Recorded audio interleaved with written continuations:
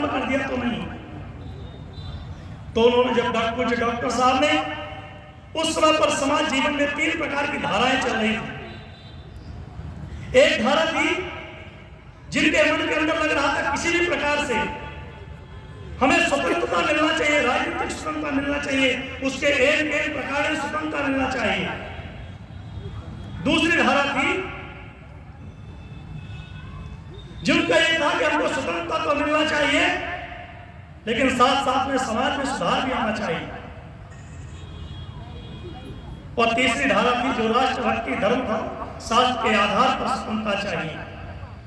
पहले जो धारा चल रही थी उसका नेतृत्व कांग्रेस के क्रांतिकारी कांग्रेस और अनुसूलन समिति, जिसकी 50,000 समितियां थी। दूसरी जो समाज के आधार पर समाज सुधार राजा राम मोहन राय, ज्योतिबा फुले, पूज्य डॉक्टर साहब, ऐसे समाज सुधारकों ने इस अभियान को, पूज्य बाबा साहब अंबेडकर जी जो सामाजिक आंदोलन के सुधार के लिए समाज में जन जागरण कर रहे थे।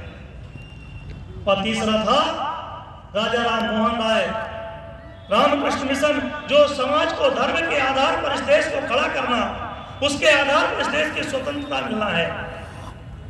परम पूज्य डॉक्टर साहब को इस देश के अंदर हजारों संघर्षों, कहते हैं सत आघातों को सहकर जीवित हिंदुस्तान हमारा, दुनिया का इतिहास पूछता रोम कहाँ, यूनान कहाँ है, बुझा दीप पश्चिमी जगत में, व्याप्त हुआ बर्बर अधियारा, किंतु चीर कर तम की छाती चमका हिंदुस्तान हमारा।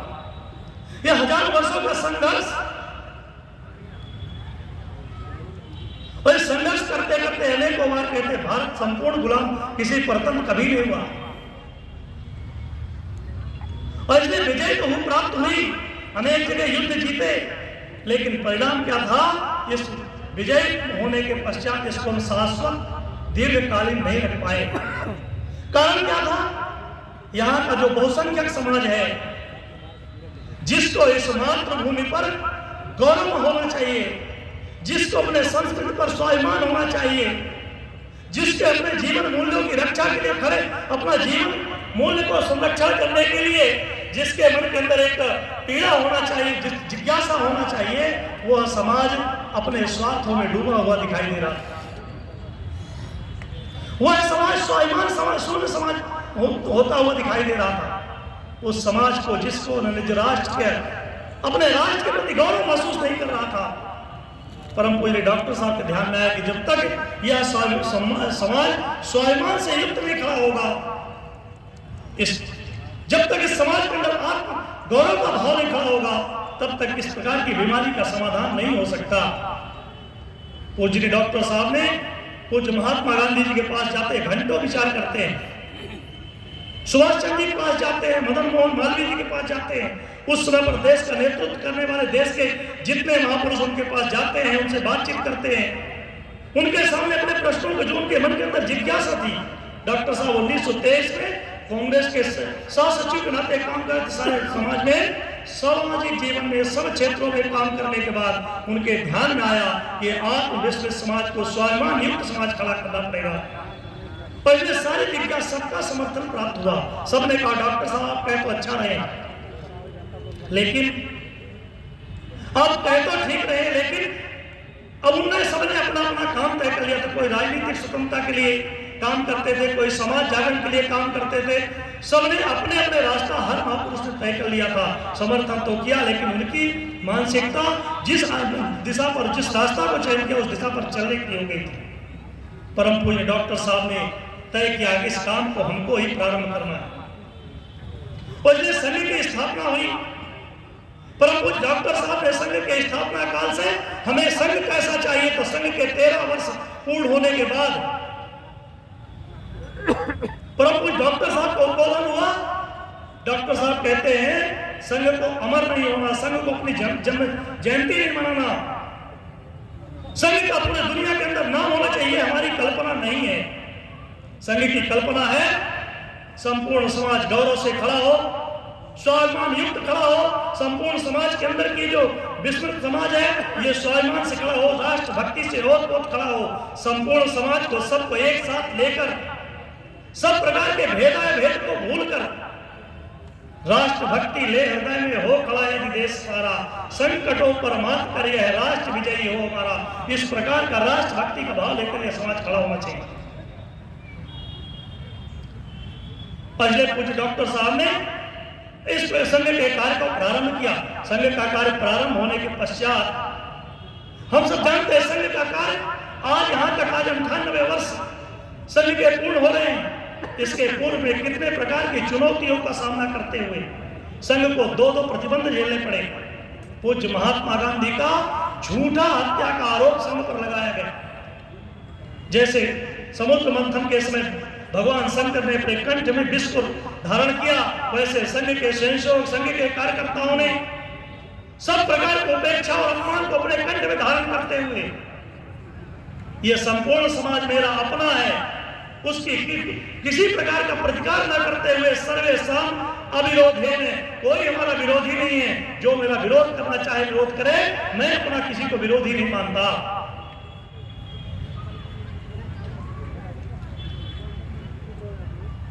पहले संघ के कार्य को निरंतर चलते चलते संघ के कार्य का निरंतर चलते चलते आज हमने संघ की शताब्दी वर्ष की दिशा में बढ़ रहे हैं। आज पूरे दुनिया के अंदर, देश भर के अंदर, सारे जितने पूरे दुनिया के अंदर, भारत के अंदर जितने महत्वपूर्ण लोग जो देश का नेतृत्व समाज में करते हैं, ऐसे सारे लोग संघ को प्रत्यक्ष आकर देखना चाहते हैं। परम पूज्य सरसंघचालक जी का प्रवास होता है पूरे देश भर के अंदर, ऐसे सारे गणमान्य नागरिकों से मिलने का कार्यक्रम होता है। अब वो सारे लोग एक ही बात कहते हैं, मुझे प्रत्यक्ष संघ में आकर संघ के कार्य को देखना है, समझना है। आज संघ का कार्य संपूर्ण देश के अंदर अगर किसी स्वयंसेवक के सामने, किसी समाज के सामने कहते हैं, एक बात समाज में पक्का हमको विश्वास दिया, संघ का स्वयंसेवक यानी राष्ट्रभक्त होगा। संघ का स्वयंसेवक अपने काम में, अपने व्यवहार में, अपने जीवन प्रमाणिक होगा। इसलिए उसको कहा यह संघ का कार्य आज समाज के संभ्रांत नागरिक, समाज की माता बहनें, आज सबका आशीर्वाद संघ को प्राप्त हो रहा है और सबकी इच्छा है संघ का कार्य बढ़ना चाहिए। पहले संघ की शताब्दी वर्ष आने वाली है, इस शताब्दी वर्ष में संघ का कार्य ग्राम गांव तक पहुंचना चाहिए। प्रत्येक बस्ती, प्रत्येक मंडल, प्रत्येक मोहल्ले के अंदर इस काम को शीघ्र परम पूज्य डॉक्टर साहब ने तो यहाँ तक कहा था, याच देही याच बोला, ये हमारे आंखों के सामने संघ के कार्य को ये निरंतर नीचे गांव गांव तक पहुंचना चाहिए। हम सब बड़े सौभाग्यशाली हैं कि हम सबको ये अभी 2022 में इस देश की आजादी के 75 वर्ष पूर्ण हुए और इसमें 75 वर्ष जिन्होंने जिनके कार्य है, हमको यह शुभ दिन देखने को आया, जिनके त्याग बलिदान और पुरुषार्थ के आधार पर, जिनके परिश्रम के आधार पर, जिन माताओं बहनों, जिन युवाओं, जिन क्रांतिकारियों के कारण यह शुभ देखने को आया। यह आजादी का 75 वर्ष हम सबको, उन महापुरुषों को नमन करने का कुछ तो हम लोगों को नाम सामने रहते हैं, लेकिन ऐसे हजारों महापुरुष हैं जो बेनाम जीवन, जिनका नाम तक हम सबको स्मरण नहीं होता। आज उन सब के बारे में समझकर, अध्ययन कर, उनको नमन करने का, पुष्प अर्पण करने का, उनके प्रति उनके बताए हुए मार्ग को इस देश के अंदर चलने के लिए आज समाज को जन जागरण करने की आवश्यकता है। ये आजादी के 75 वर्ष एक दिन में नहीं, हजारों वर्षों के संघर्ष के बाद मिली। और इसलिए हजारों वर्षों के संघर्ष करते समय पूरे देश के अंदर हजारों लोगों ने अपना आहुति दी। इस आहुति के बाद यह देश को, हमको 75 वर्ष आजादी के मिले, लेकिन आजाद तो हम हो गए। लेकिन हमारे परम पूज्य सरसंघचालक जी कहते हैं कि आजादी से हमको स्वाधीनता से स्वतंत्रता की ओर बढ़ना है। अब हमारे जो 75 वर्ष जो आजादी के हो गए, अब इससे हमारे शेष आगे आने वाला समय जो है, अब हमको स्वतंत्रता के आधार पर, स्व के आधार पर खड़ा होना है और उसका लक्षण हमको दिखाई दे रहा है। आज भारत के अंदर हमारी संस्कृति, हमारी वेशभूषा, हमारा खान पान, हमारा रहन सहन, हमारा जीवन मूल्य स्थापित होना चाहिए। और आज पूरे दुनिया के अंदर वो दृश्य दिखाई दे रहा। अभी 2 घटनाओं के अंदर कहते हैं कि जाग उठा है वह सोया अभियान, आज भारत का स्वाभिमान जगता हुआ दिखाई देता है। जब इसी देश के अंदर अपने कर्तव्य, अपने अधिकारों के लिए, अपने कर्तव्यों के लिए लोग आगे बढ़कर कर्तव्य निर्वहन करते हैं तो कहते हैं भारत जाग उठा है, स्वाभिमान के साथ खड़ा हो गया है। जब कर्तव्य पथ पर भारत के महापुरुष का प्रतीक चिन्ह लगता है, जब अयोध्या में हजारों वर्षों जैसे प्रभु श्री राम का आगमन हो, जब अयोध्या में ऐसा दीपावली मनाई जाती है, जब हमारे कुंभ ऐसे पूरे विश्व के अंदर आमंत्रण जाता है भारत के कुंभ का दर्शन करने के लिए, जब काशी विश्वनाथ के कॉरिडोर को देखने के लिए पूरी दुनिया लालायित होती है और गौरव के साथ हम जाते हैं, तो ध्यान में आता है कि भारत की हम स्व की ओर बढ़ रहे हैं। जब उज्जैन के महाकाल को दर्शन करने जाओ तो लगता है कि हम स्व की ओर बढ़ रहे हैं। अब हमको गुलामी के प्रतीक को हटाना चाहिए।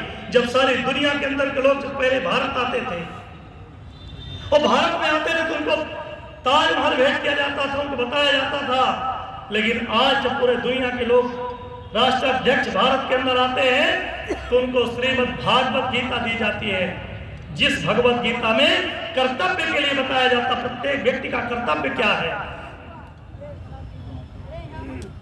उस भगवत गीता को उनको भेंट करने के लिए भगवान कृष्ण द्वारा अर्जुन को संवाद करते हुए, अर्जुन को प्रबोधन करते हुए रथ में बैठे हुए अर्जुन को वो सप्तरथों का से प्रतीक चिन्ह भेंट किया जाता है। भारत का गंगा जल, भारत की संस्कृति पूरे दुनिया के अंदर लोगों को भारत का स्वाभिमान के साथ भारत खड़ा हो। आज हमारे जो टूटे फूटे मंदिर है उनका जीर्णोद्धार करके पुनः भारत को स्वाभिमान से युक्त, गौरव युक्त भारत को खड़ा करने के लिए आज हमको वह दृश्य दिखाई दे रहा है। उसका परिणाम कितना है कि यह स्वाभिमान से खड़ा हुआ भारत, अभी अभी हम सब लोगों ने देखा कि जिस समाज को लोग स्वार्थी समाज कहते थे, आज वह स्वाभिमान समाज स्वार्थ को त्याग कर संपूर्ण समाज का चिंतन करने वाला। अभी अभी भगवान अयोध्या में भव्य राम मंदिर निर्माण का विषय आया। पूरे भारत के अंदर 13 करोड़ लोगों ने, 50% परिवारों ने बढ़ चढ़ करके संपूर्ण भगवान राम के भव्य मंदिर बनना चाहिए और उसके लिए हजारों लाखों लोगों ने अपना सर्वस्व, और यहाँ तक कि तो कोई रिक्शा चला रहा है, कोई मजदूरी कर रहा है, कोई भीख मांगने वाले व्यक्तियों ने भी, वो राम का मंदिर नहीं है, इस राष्ट्र का मंदिर है। प्रभु श्री राम इस देश के राष्ट्र के मर्यादा पुरुषोत्तम है और भारत में कहते हैं भारत की प्रतीक, भारत की पहचान तो धर्म से है, मर्यादा से है, उसकी स्वाभिमान से है, उसके ज्ञान से, उसके मूल जीवन तत्वों से। और इसलिए हमारे भारत का राम मंदिर तो इस देश के अंदर हजारों हैं, लेकिन प्रभु श्री राम का भव्य मंदिर बनना चाहिए, क्योंकि भारत के स्वाभिमान का प्रतीक है, भारत के कर्तव्यों का प्रतीक है, भारत के मानव जीवन को देने वाला कहा है कि उस राम का मंदिर बनना चाहिए, जिसने कहा है नीति प्रीति परमार्थ स्वार्थ कौन राम सब जान जताद, उस मर्यादा पुरुषोत्तम का मंदिर बनना चाहिए, जिसने कहा प्रातः काल उठकर रघुनाथा माता पिता गुरु नाम ही माता। वो राम का केवल मंदिर नहीं है, इस देश की सनातन संस्कृति को हजारों लाखों लोगों को दिशा देने वाला मंदिर। उसको देख करके एक पुत्र कैसा होना चाहिए कि एक पिता के आह्वान पर इस राष्ट्र के लिए 14 वर्ष के लिए वनवास चला गया।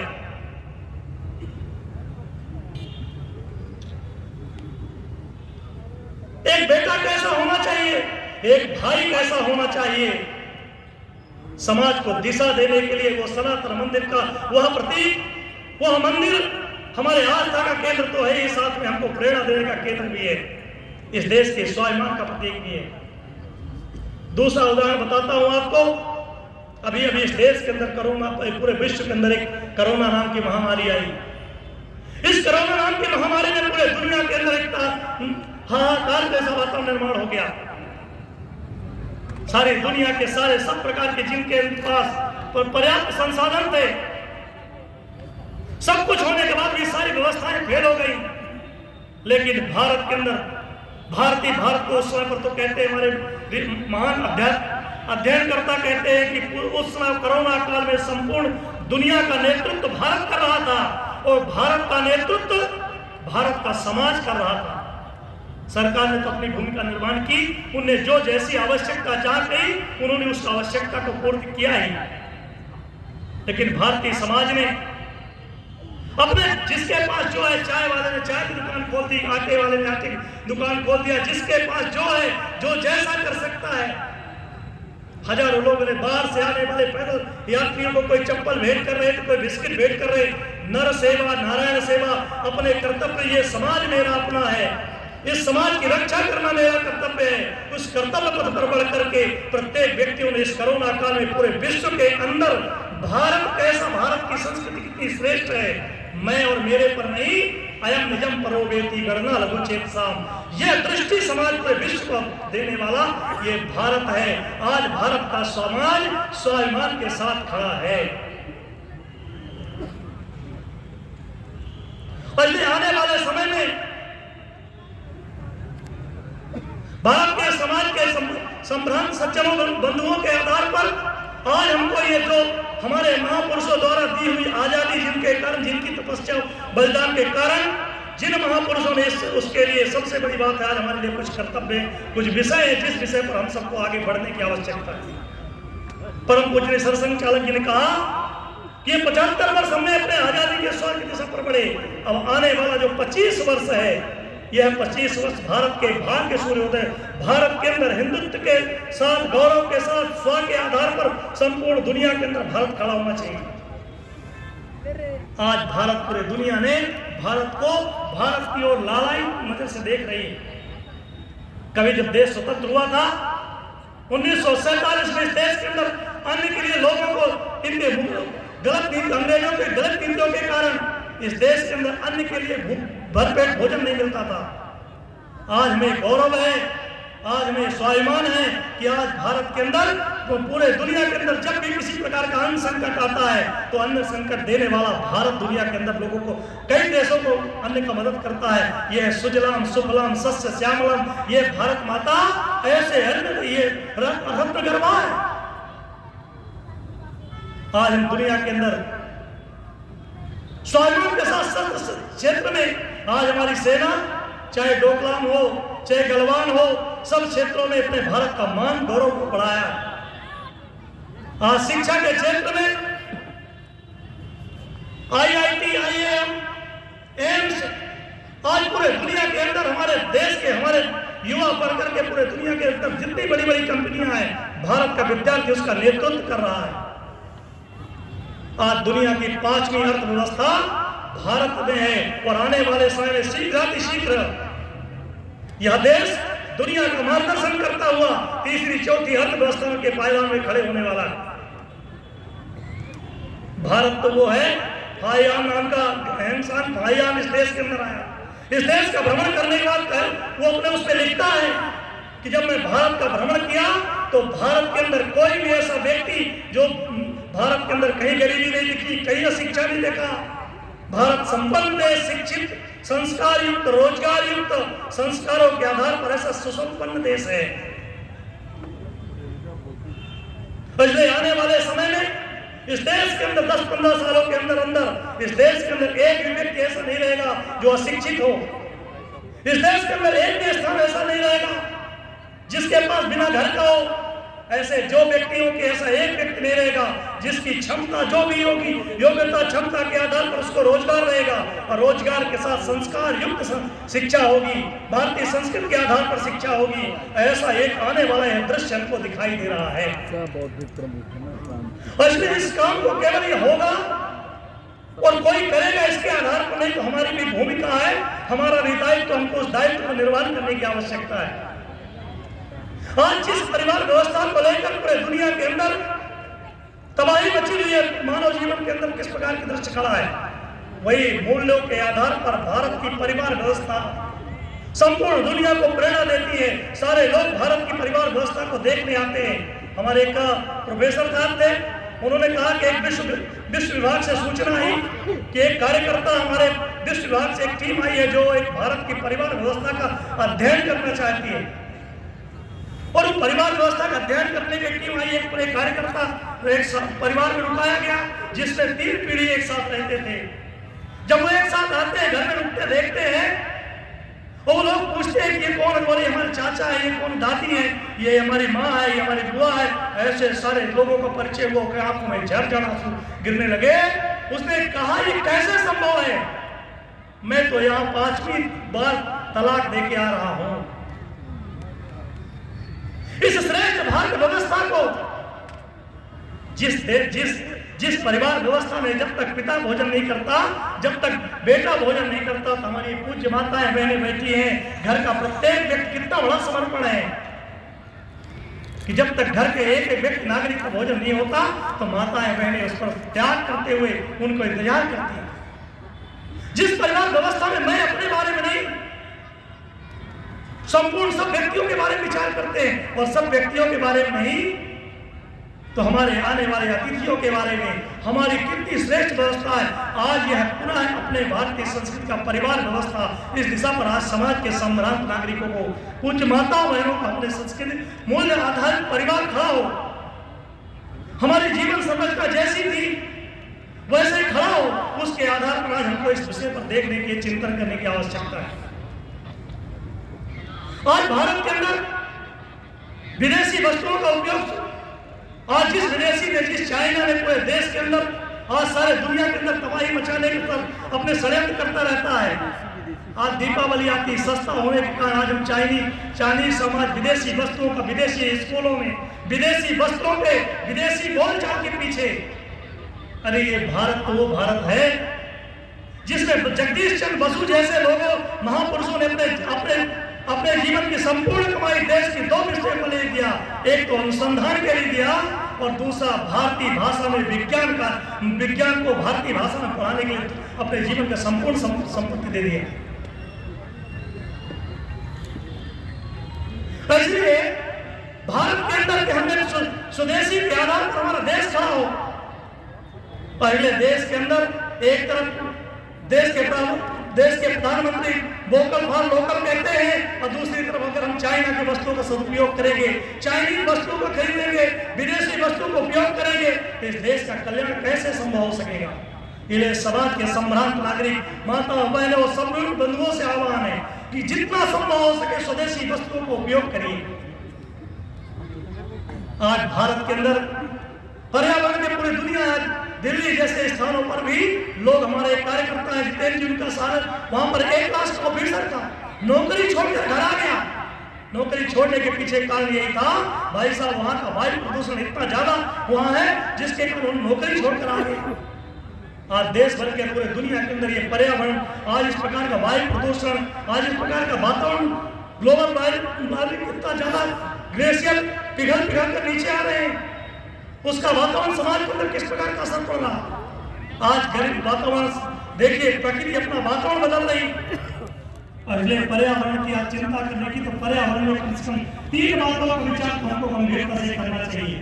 एक तो प्लास्टिक मुक्त भारत खड़ा होना चाहिए। इस प्लास्टिक में इस मातृभूमि को, इस सुजलाम सुफलाम मातृभूमि को बंजर बनाने का काम करती है। इसलिए इस देश के अंदर प्रत्येक समाज के ये भी देश पे सेना में लेकर बंदूक से बंदूक लड़ना चाहिए। सेना की जगह जाकर युद्ध करना, यही राष्ट्रभक्ति नहीं है। राष्ट्रभक्ति देश हित में जो काम करते वो भी राष्ट्रभक्ति है। अगर आप प्लास्टिक मुक्त अपना परिवार करेंगे, ये भी आपकी देशभक्ति है। इसलिए आज संकल्प ले सकते हैं क्या कि मैं आज के बाद से, यहाँ से जाने के बाद प्लास्टिक का उपयोग नहीं करूंगा। हम जाकर के पर्यावरण वृक्ष लगाएंगे और हम जाकर के वहां पर कम से कम पानी का, जल का बचत करेंगे। एक एक बूंद पानी की रक्षा करेंगे। ये पूरे देश के अंदर किस प्रकार का दृश्य खड़ा हो रहा। आज समाज के सामने एक षड्यंत्र हो रहा, समाज के अंदर आपस में तोड़ने का काम, समाज के अंदर भेदभाव का वातावरण निर्माण करके समाज को तोड़ने का षड्यंत्र किया जा रहा। इन सारे षड्यंत्रों को समझकर समाज का प्रबुद्ध वर्ग और समाज के अंदर, इस देश के अंदर तो कहा है कि ईश्वर अंश जीव अविनाशी, प्रत्येक व्यक्ति, स्वामी दयानंद ने कहा कि प्रत्येक व्यक्ति के अंदर ईश्वर का अंश है। अगर प्रत्येक व्यक्ति के अंदर ईश्वर का अंश है, उसके अंदर तो प्रत्येक व्यक्ति दिव्य आत्मा है। और अगर प्रत्येक व्यक्ति दिव्य आत्मा है तो छुआछूत, भेदभाव जैसी बीमारी इस देश के अंदर कैसे आ गई और आई है। हजारों वर्षों के संघर्ष के कारण आई है। तो इसके कारण इस कुरीति को, इस रूढ़ी को शीघ्र दूर करना, यह समाज का संभ्रांत नागरिक, संपूर्ण बंधुओं का, हम सब की जिम्मेदारी है। इन्हें जितना जल्दी हो सके इस समाज के अंदर से इस प्रकार की कुरीति दूर होना ही चाहिए। जो भी रूढ़ियां हैं, जो अच्छी चीजें उसको लेकर जो रूढ़िवादियां है उसको दूर करना चाहिए। आज हमको अपने मूल्यों के आधार पर जीवन जीते हुए हमारे कुछ नागरिकों के कर्तव्य हैं, नागरिक शिष्टाचार है, जिसके कारण आज देश के अंदर हमको समाज को प्रभुत्व वर्ग का सबसे बड़ी भूमिका है कि आज हमारे जो नागरिक शिष्टाचार है, हमारे सरकारी संस्थान है, हमारे जो भी हमको जो कर्तव्य, हमको जो दायित्व मिला उसका पालन करते हुए, हमको जो दिशा देना, समाज को दिशा देते हुए, आज अगर हमको रोड से बाईं ओर से जाने का लिखा है, अगर हमने उस बाईं ओर से जाने की नीति है उसका पालन करेंगे।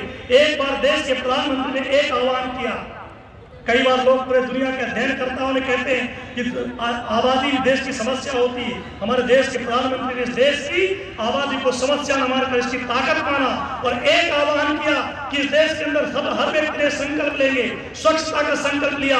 आज पूरे भारत के अंदर इंदौर जैसे शहर पूरे दुनिया के अंदर ऐसा एक पूरे भारत का एक नेतृत्व करते हुए स्वच्छ शहर, और आज समाज में ट्रेन में यात्रा करते समय, बस में यात्रा करते समय समाज का प्रत्येक व्यक्ति जागृत होकर के और वो स्वयं अपने हाथ से अपने कचरा को कहीं भी नहीं फेंकता, जाकर डस्टबिन में डालता है। एक आह्वान पर ऐसे हम हमारे जो नागरिक कर्तव्य हैं, चाहे यात्रा में जाते समय हो, चाहे ट्रेन में चढ़ते समय हो, चाहे हमारे जो दायित्व है, उन सभी दायित्वों का निर्वहन करने का समय आ गया है। आने वाले समय में हम सबको समाज के प्रबुद्ध वर्ग, पूज्य माताओं बहनों से हमारी भारतीय जीवन मूल्यों के आधार पर इस देश को खड़ा करने के लिए ये गौरवशाली क्षण 2025 से जब संघ के 100 वर्ष पूर्ण होंगे, आजादी के 100 वर्ष पूर्ण होने वाले होंगे, इस देश के अंदर की सब प्रकार की कुरीतियों को दूर करते हुए, भारत को भारत स्वाभिमान युक्त खड़ा करते हुए, सम्मान के साथ में भारतीय जीवन मूल्यों के आधार खड़ा करते हुए, कुरीतियों से दूर करते हुए, पर्यावरण स्वदेशी युक्त स्वभाषा सुभूषा अपनी मातृभाषा में प्रत्येक व्यक्ति अपना हस्ताक्षर करते हुए अपने भारत के मातृभाषा पर, अपने संस्कृति पर गौरव करते हुए संपूर्ण विश्व का मार्गदर्शन करने वाला भारत बने। इसलिए समाज का संभ्रांत सब प्रकार के सज्जन शक्तियों को साथ में लेते हुए आध्यात्मिक शक्ति, मातृशक्ति, सज्जन शक्ति, इन सब से संघ आह्वान करता है कि आप सब इस भारत के गौरवशाली क्षण में उन इस आजादी के अमृत महोत्सव के पूर्ण होते समय आने वाले जब इस देश का आजादी के 100 वर्ष पूर्ण होंगे, 50 वर्ष पूर्ण होने के रहेंगे, संघ का 100 वर्ष पूर्ण होगा, उस समय पर इस देश के अंदर ये कहते हैं कि वो देखो